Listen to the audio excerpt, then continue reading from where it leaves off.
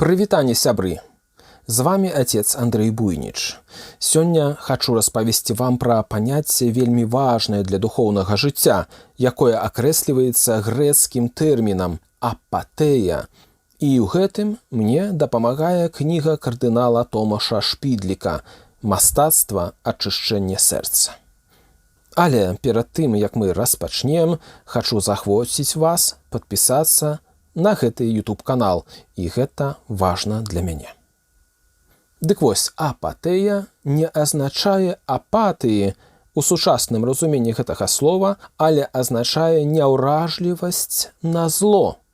Не ў тым сэнсе, што нехта з'яўляецца абыякавым да зла, якое прысутнае ў яго жыцці, але у сэнсе здольнасці заставацца па-за ўплывам гэтага зла. І вось такая здольнасць, а лепей сказаць, такі стан, быў вельмі важным для хрысціянскіх аскетаў на ўсходзе. Паходжанне слова апатэя. Гэты тэрмін апатэя мае стаіцкае паходжанне. Менавіта таму сёння мы ўжываем выраз «стаічны супакой», а у Ода Гарацыя чытаем «захавай супакой духа, як у турботах, гэтак і ў радасці». Супакой духа, паводле стоікаў, з'яўляецца самым вялікім шчасцем чалавека. Але як жа яго асягнуць? Хрысціянскія духоўныя настаўнікі кажуць, што трэба вучыцца перамагаць благія думкі. Стойкі ж звяртаюць увагу асабліва на апошнюю стадыю пранікання зла ў сэрца чалавека, менавіта на жарсць. Жарсць па-грэцку гэта патос, а запярэчанне выражаецца ў грэцкай мове пры дапамозе прыстаўкі «а». Такім чынам, пры злучэнні прыстаўкі ды назоўніка узнікае тэрмін апатэя, які ўжываецца на акрэсленне стану чалавека, які пазбыўся жарсцяў і ёсць па-за усялякім страхам, сумам, пажадлівасцю і раскошай. Ці, інакш можна яшчэ сказаць, што такі чалавек стаўся пазбаўлены жарсцяў, стаў бясстрасным. 4 асноўныя жарсці. Жарсць або страсць – гэта пачуццёвы рух прыцягвання або адпіхвання у дачыненні да прадмету жарсці. Вось жа, напрыклад, гаворыцца, што хтосьці ёсць страсным гульцом у карты, або што малады чалавек ахоплены жарсцю да дзяўчыны.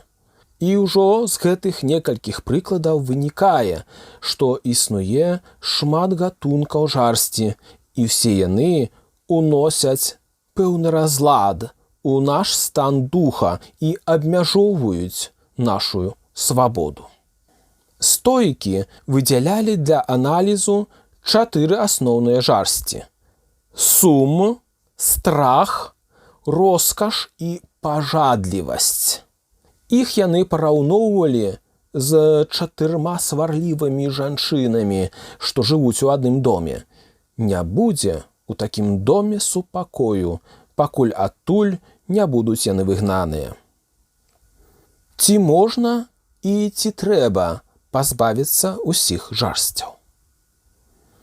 Калі ўсходнія хрысціяне пачалі ўжываць тэрмін апатэя, каб выразіць ідэал унутранага супакою, то гэта стала прадметам суворай крытыкі з боку святога Іераніма, а ён крытыкуе ў гэтых аўтараў жаданне перарабіць чалавека ў анёла або ў камень, пазбаўлены пачуццяў.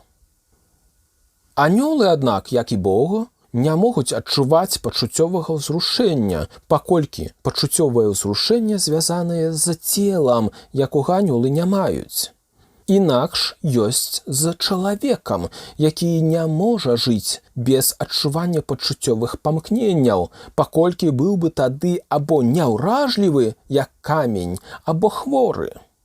Узнікае пытанне, ці ж гэта не ёсць нешта зусім натуральнае? Адчуваць голад і смагу, таксама цягу да гульні і кахання. І, вядома, не знаходзячы у вышэй згаданых рэчах нічога дрэннага, схаластычныя аўтары адкідаюць апатэю. Каб унікнуць непаразумення, трэба перадусім акрэсліць, што разумеецца усходнімі і заходнімі аўтарамі праз жарсць. Вось жа для усходніх аўтараў азначае яна схільнасць да зла, і такое разуменне патрабуе ад нас падобныя жарсці ў сабе нішчыць і ачышчаць ад іх нашае сэрца. Але інакш пішуць пра гэта заходнія аўтары. Яны жарсцю называюць усялякае памкненне пачуццяў, ці да добрага гэтае пачуцце, ці да злога. Таму яны адрозніваюць жарсці упарадкаваныя ад жарсцяў неўпарадкаваных. У выніку падставай для дасканаласці ёсць не выкараненне ці поўнае знішчэнне жарсцяў, але перадусім панаванне над імі, калі мы бярэм іх пад свой кантроль і можам іх упарадкаваць. Пра бясстрастнага чалавека. Апатэя – гэта не адсутнасць цярпення або уражлівасці. Далікатнасць, уражлівасць прыродных пачуццяў – гэта пазітыўная вартасць. Нельга рабіць выгляд, што дасканалы чалавек – гэта той, які цалкам свабодны ад злых думак. Да яго таксама трапляюць і злыя думкі. Аднак, як кажа Евагрый з Понту, яны ўжо яго не ўзрушаюць, не з'яўляюцца для яго небяспечнымі. І постае пытанне, ці можна сказаць, што такі чалавек ужо бязгрэшны. Калі б мы адказалі на гэтае пытанне так, то, напэўна б, перабольшылі. Адам зграшыў нават у раі. Выбар паміж добром і злом застаецца заўсёды. Для чалавека, аднак, які асягнуў апатэю, выбар добра ёсць лёгкі і радасны. Яго можна параўнаць з моцай чыстай душы. Моцныя хлопцы радуюцца, калі могуць перамагчы слабейшых супраціўнікаў і смяюцца, калі бываюць атакаваныя. Свабодны чалавек перад абліччам благіх думак, якія прыходзяць яму ў галаву, адчувае падобную радасць. Ён смяецца з гэтых думак, ён не баіцца, што за іх будзе мець унутраны разлад.